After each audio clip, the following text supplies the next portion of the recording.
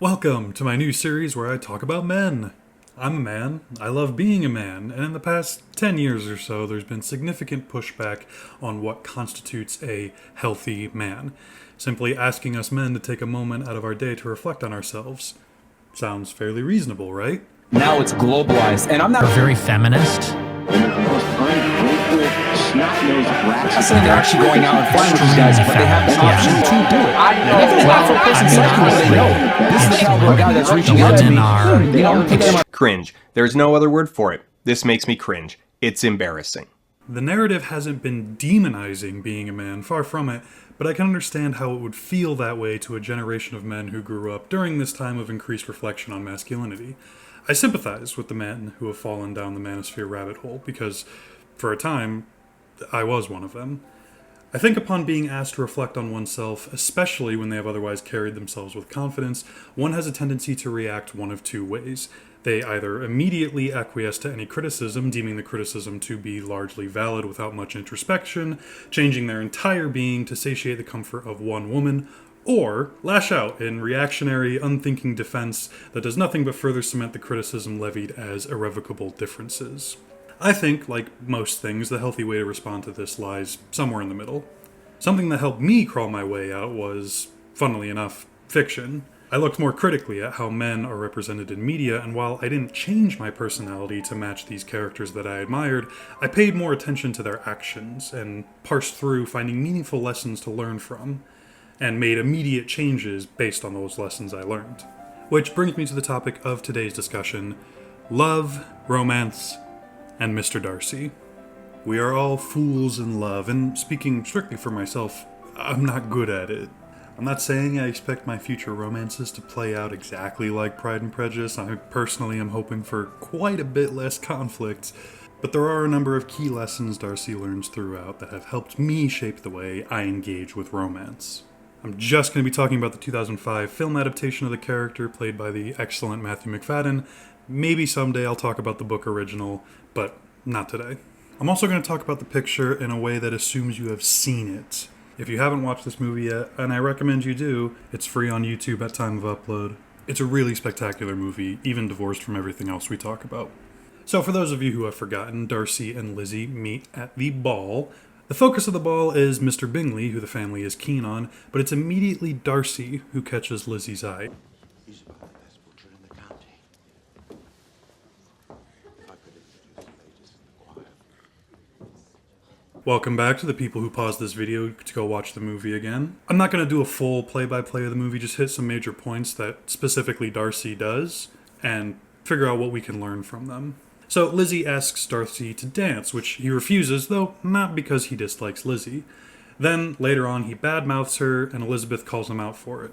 So, what can we learn from this? Don't talk bad about women you like. I'm positive that Darcy does this as a defense mechanism to try and deny his attraction towards Elizabeth.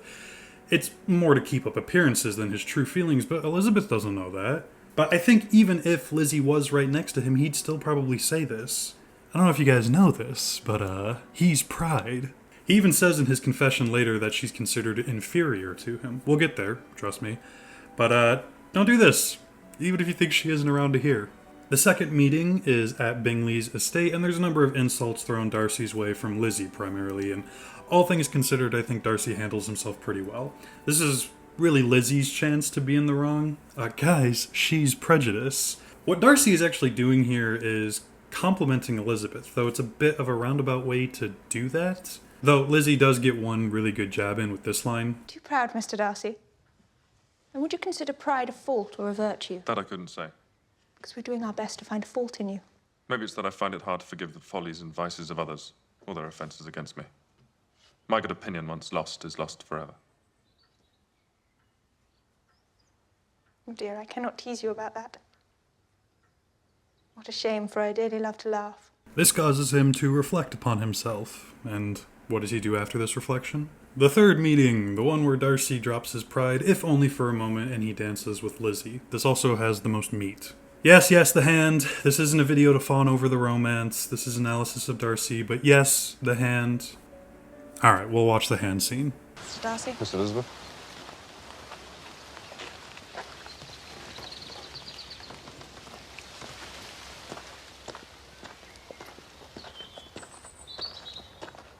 So Bingley hosts a ball, the Bennets are there, and no doubt stirred on by Lizzie's words, both at the dance and during Lizzie's visit, Darcy asks Elizabeth to dance.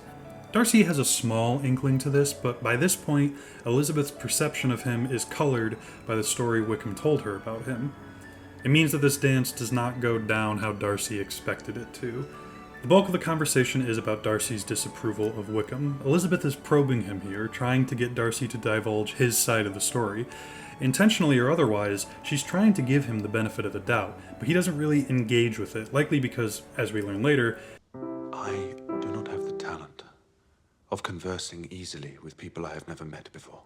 he's a little caged off, which in this moment presents a problem, since he's trying to win the affections of someone who believes him to be distasteful.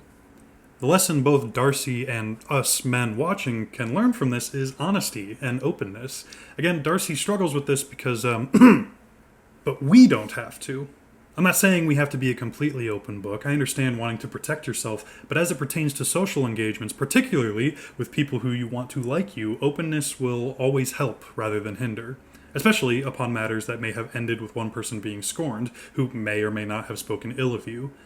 How often this situation will come up for you depends on yourself and your history, but I feel the more transparent you could be, especially with people you don't know, the better off you will be. Now, Darcy doesn't really catch this because he's failed to recognize that Elizabeth doesn't know him. Darcy thinks that he's covered this with her already. My good opinion, once lost, is lost forever. But Darcy is forgetting that Elizabeth doesn't have the context. She just met Darcy a few days ago, and even then, to her eyes, all he's done is critique her sex, reject her appeal to an introduction, and insult her. To Elizabeth, when she hears Darcy say, My good opinion, once lost, is lost forever. she hears that as an expression of, you guessed it, pride. Darcy misses this. As a man, I can tell you that sometimes we speak to women with the assumption that they have context that they usually don't. To Darcy, he feels he's been nothing but kind to Lizzie, at least to her face. He rose immediately to greet her when she arrived at the Bingley estate. He, in his eyes, politely declined her offer to dance, then upon learning that she liked dancing, offered to dance at the next opportunity, complimented her when he laid out his criteria for an accomplished woman, held her hand without a glove, which, for the time period, was a very sexy and risque thing to do. If Darcy's sister was present during any of this, she'd probably be slack-jawed at Darcy's blatant displays of affection, but Lizzie is missing that context. She doesn't know Darcy, but Darcy assumes she does because... well, let's just move on. Their fourth meeting is at Catherine de Bourgh's estate, and oh man, not a lot is said, but there's quite a lot of headway made for Darcy. Again, this is a good moment where Elizabeth is in the hot seat. Darcy doesn't really say or do anything wrong here. Darcy, again, believes he's complimenting Elizabeth with this line. You mean to frighten me, Mr. Darcy, by coming in all your state to hear me? But I won't be alarmed, even if your sister does play so well. I am well enough acquainted with you, Miss Elizabeth, to know that I cannot alarm you, even should I wish it. She doesn't take it that way. She chides him for being reserved, and finally he's direct with his intention with my favorite exchange from the picture. I do not have the talent of conversing easily with people I have never met before. Perhaps you should take your aunt's advice and practice. So, Darcy does just that, and tries to practice, and it goes... Please do be seated.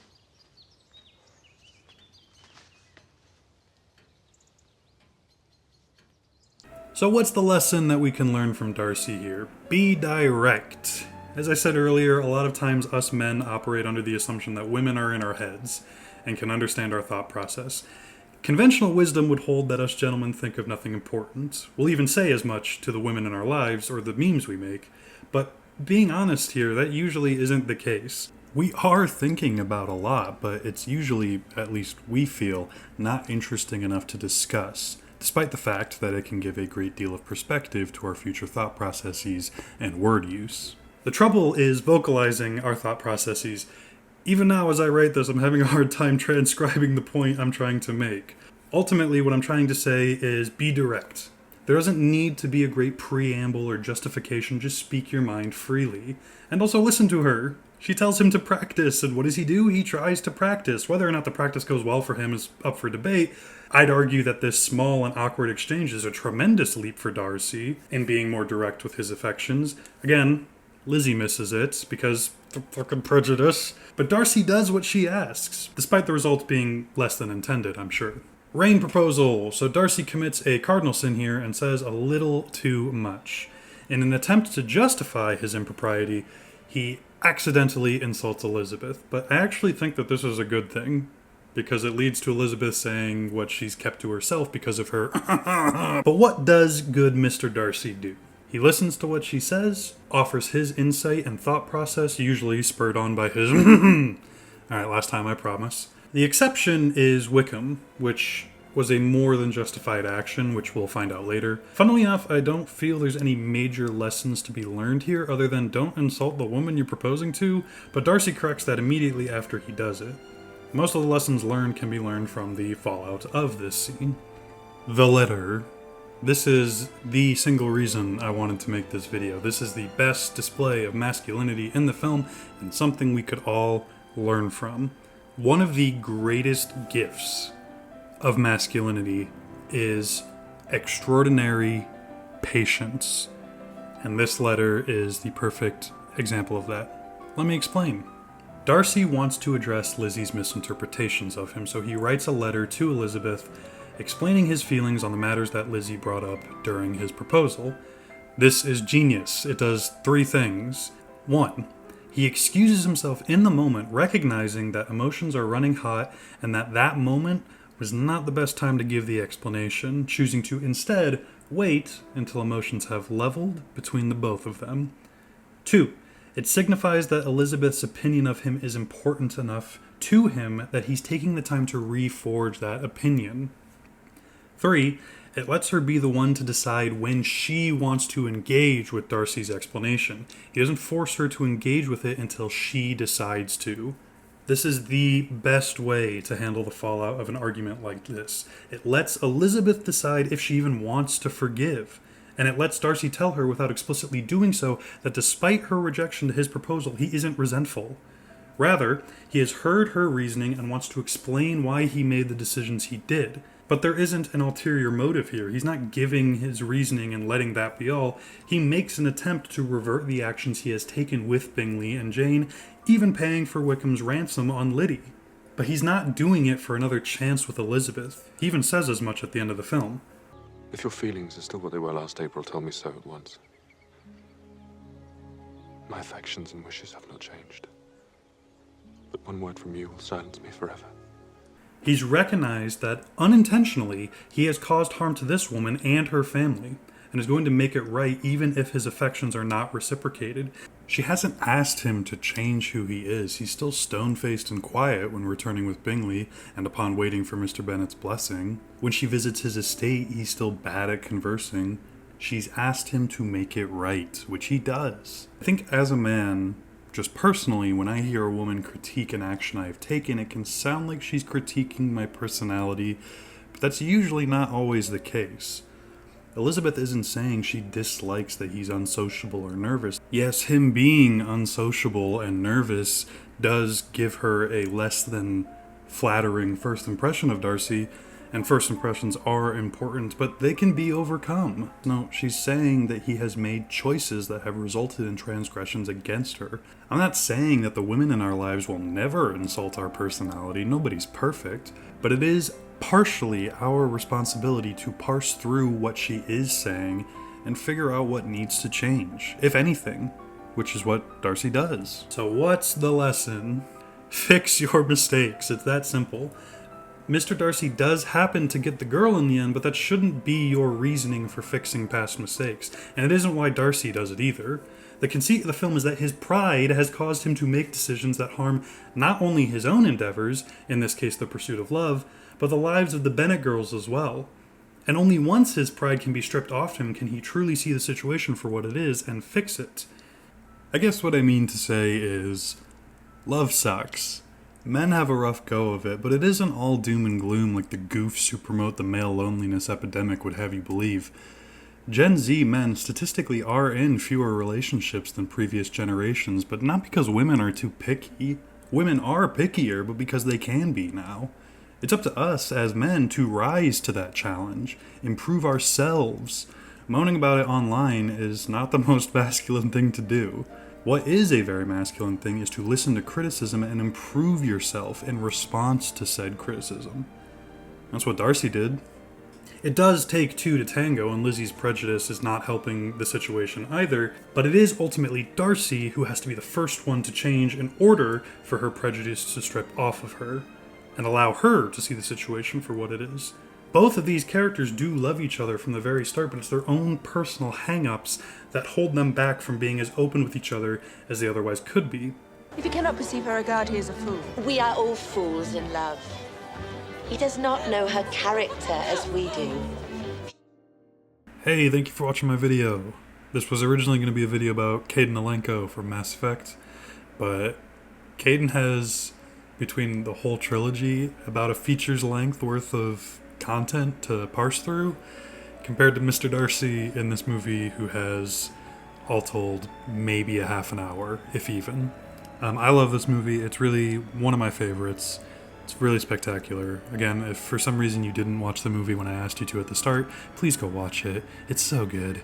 I'm working on a Cyberpunk video that'll be out soon-ish. I don't know when.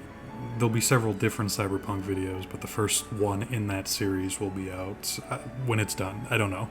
I still need to get the footage and record and do all that jazz, so it should be a fun video though. But again, thank you guys so much for watching, and take care.